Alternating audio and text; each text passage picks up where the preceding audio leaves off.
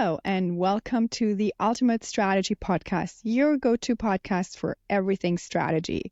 Each week, we'll share a new episode covering a wide range of topics designed to help your business grow smarter by making strategy both approachable and actionable. I am Miriam and Devina, Strategy Execution Director here at Cascade. So we're very excited to have you today with us, and this is just the beginning. So stay tuned for weekly episodes. Before we dive in, let me thank today's sponsor, Cascade. Cascade is the #1 strategy execution platform. Cascade helps turn visions into reality by working as the strategic brain of your organization. Thousands of top organizations use Cascade to plan, execute, and track their strategies in one place, improving efficiency and speeding up decision-making. By successfully executing their strategies, Cascade customers are making a difference, from deploying life-saving vaccines to engineering the fastest Formula One car. If you want to get your team moving forward toward your vision in one central platform, check out Cascade at www.cascade.app. We'll leave the link in the episode notes. So now let's get started. So you might have noticed that today it's just me and not Laura Blackmore with me by my side today, but I have Devina Patel joining me again, our guest speaker, and I'm very excited to talk to her today about the role of the Chief Strategy Officer and debunking myth versus reality. So I find this is a really interesting topic, and Devina, I'm so curious to hear from you. Like, what's the first thing that comes to mind when you think about the Chief Strategy Officer? Thank you. And thank you, Miriam, for the intro, and also happy to be here again, kind of talking about the role of the CSO, which is super interesting. I know that when we think about the C-suite, things like, the CFO comes to mind, the COO come to mind. But yes, definitely thinking about the Chief Strategy Officer, it's a fairly new kind of concept and a new role. And it's interesting because the CEO is often being quite reactive, right? They're firefighting, they're listening to whoever's potentially shouting the loudest. So the role of the CSO to me is actually to center the CEO and what the organization is doing. And I'm looking forward to getting into some of the myths today to try and debunk some of them as well. It's definitely an interesting space that's evolving. Yeah, I like what you said about the CSO is the one to center the organization and really have that overarching view to almost be always a step ahead of the rest of the team. But let's not get ahead of ourselves. We're going to go through the myths. So we have 5 myths that we want to debunk today. The first myth is the CSO is just a planner. They're just planning and they're just working on these strategic frameworks and strategic plans and actually don't really know what's going on in the organization. This is not true. The reality is the CSO has to be, of course, involved in the strategic planning, but then most importantly, the CSO has to step in, bridge the gap between the planning and the execution, oftentimes between C-suite and all the operational teams. While I have not been a CSO, I have been in the role of the head of strategy execution at Adidas, and that was very, very similar to what we call a CSO here, ultimately doing exactly that. In the beginning, I remember when I started, it was all about you're just doing these plans and what is strategy and all of that. But really, it was about getting involved with the teams, bridging that gap and translating the plans to what truly works for the organization. And make this a living, breathing document that really brings the strategy to life in the organization. So I find, would you add anything, Devina? What have you observed? I really like what you said about living and breathing. There's an analogy that actually we've used before about something like the head of strategy or the CSO being the dragon that breathes fire into the strategy, which kind of aligns to your living and breathing analogy there. But I think it's really important for that CSO to not just be involved in the planning phases, right? They go on forth to kind of the doing per se as well. And another thing I think here that is really important to distinguish is the CSO to me is also like an internal compass, right? We're here to guide different teams during the planning phase and beyond, but also challenge them. I think sometimes when we think about consultants or traditional consulting, they come in and they can really challenge an organization.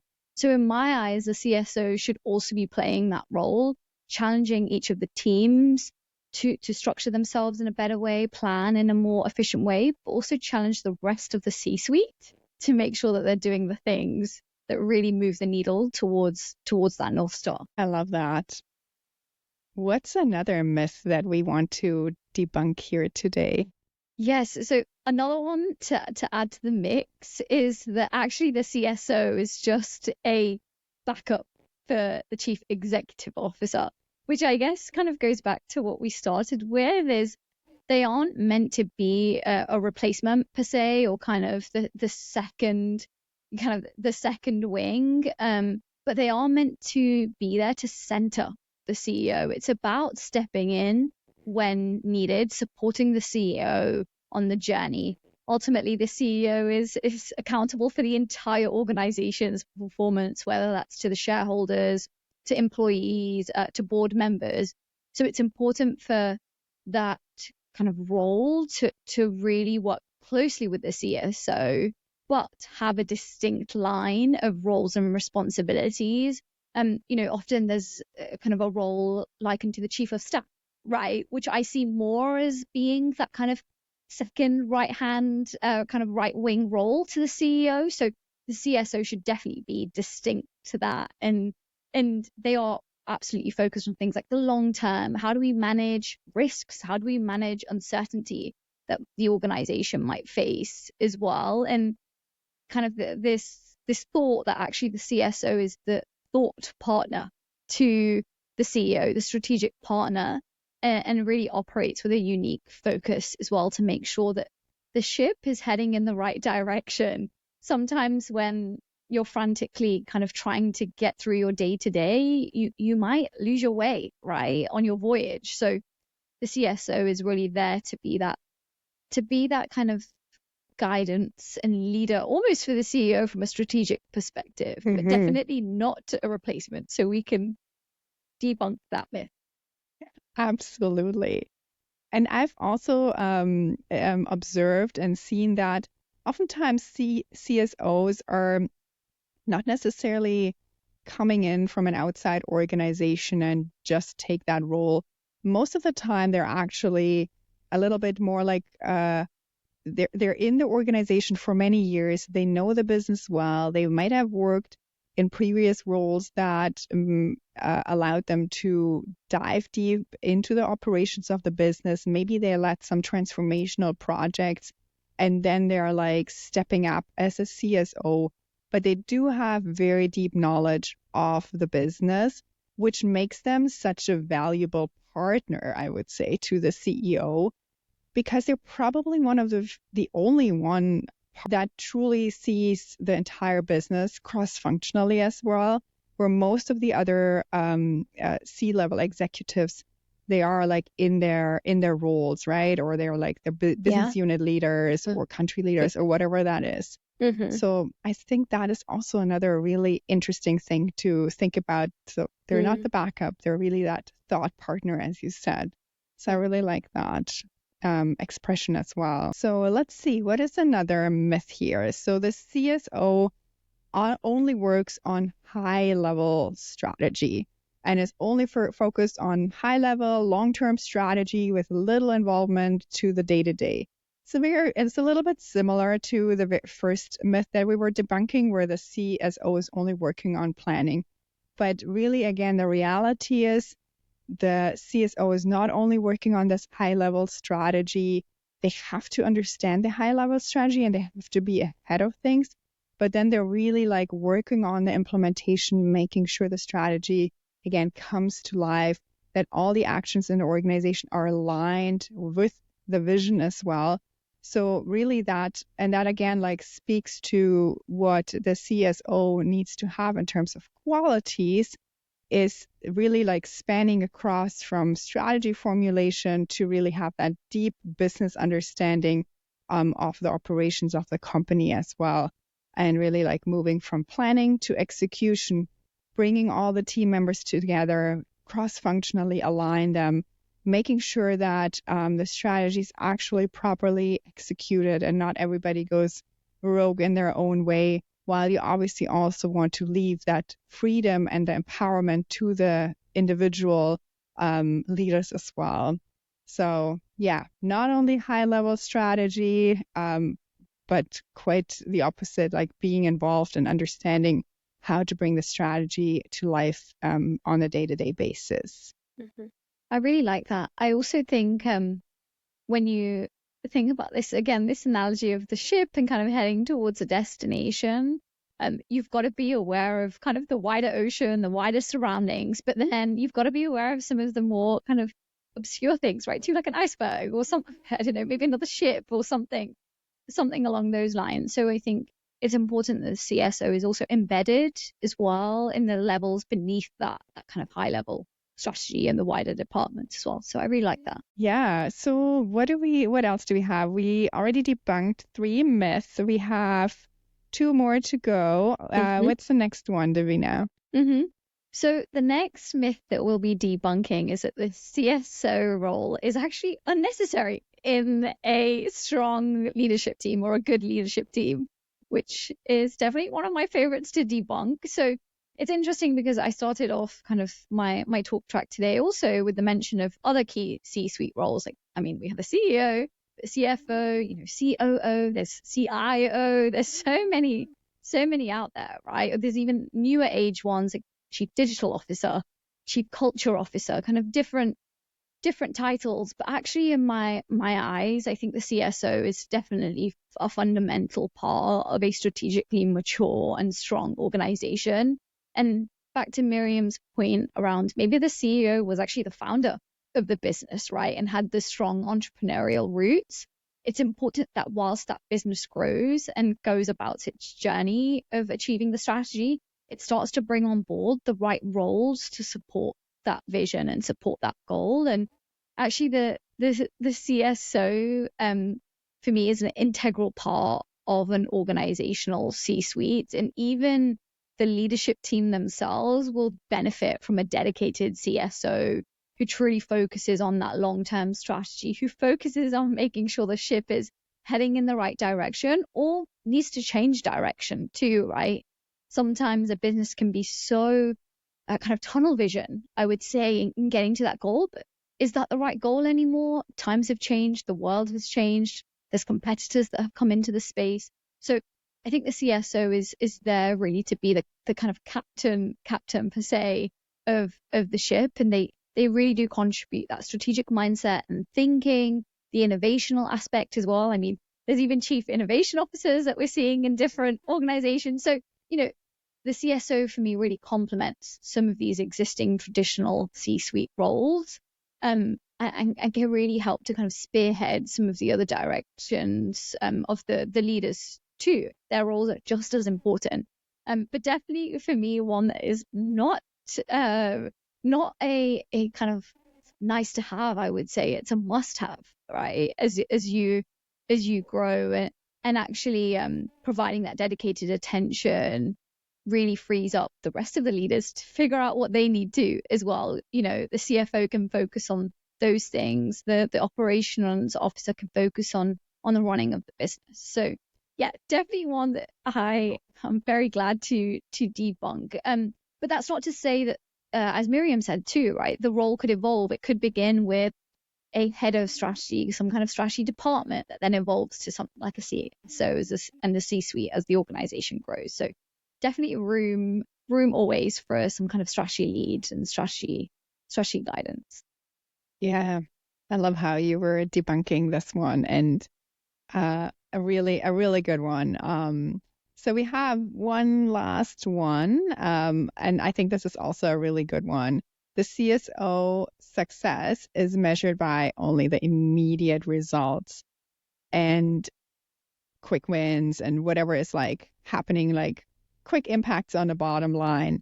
And I know like if I like today, oftentimes it is like, okay, somebody new is coming in or a new CSO or a new whatever role. What's the quick win? How do they make their mark, right? And while you want to like obviously show and also share with the organization the direction you're taking in a role like that, it's also important to understand that the role of the CSO specifically is more so measured by the company's long-term performance. And I would also just say by like the strategic resilience, strategic maturity, the ability to navigate those complex changes that Devina was talking about. Like all of that is so much more critical, like almost like building that backbone if things are coming and the fires are everywhere, that you make sure this company is stable, and like to use your Devina, your analogy with the ship as well, that in the biggest storm you can like actually still sail that ship somewhat smoothly and be prepared. So it's really like it's more so that long-term horizon and the view on like the sustainable growth. But of course, that also, like for example, if the CEO hires a CSO, there has to be some sort of awareness around that, and there has to be some sort of expectation management that this is not the immediate results, it's like a longer term build up in a role like that, which doesn't mean that there can be some immediate results when you think more about processes and execution specifically. Anything around that can be shown also as like, okay, there is maybe an immediate improvement that helps.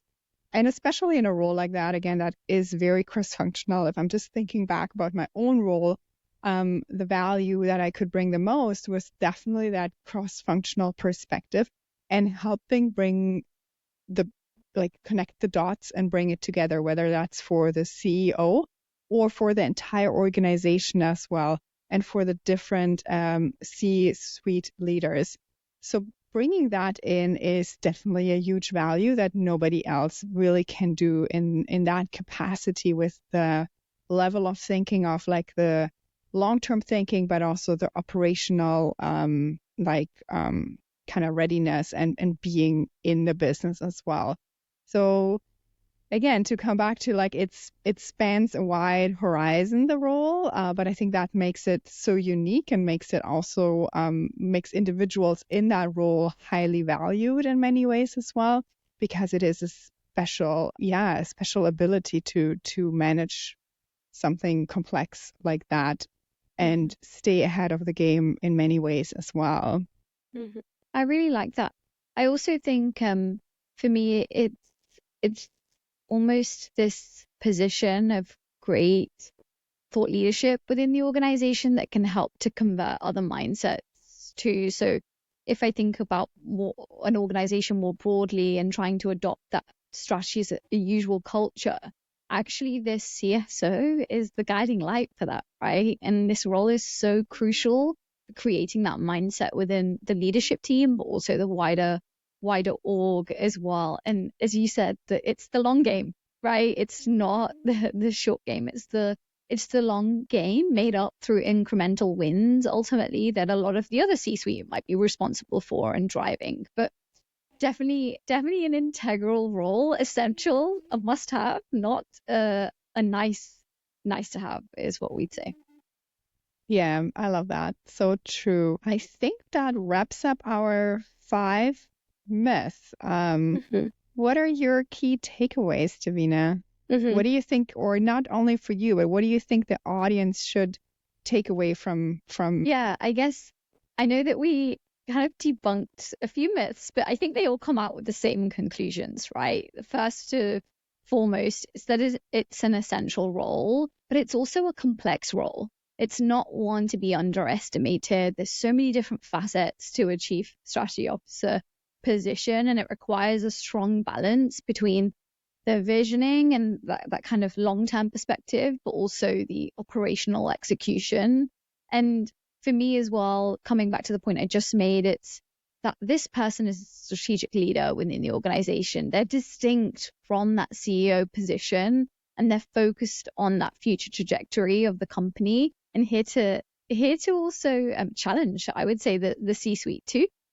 And then the final point I'd like to make is just what we've touched on today about them having this bird's eye view and also being well integrated and embedded across the organization. I know Miriam alluded to this in her previous role.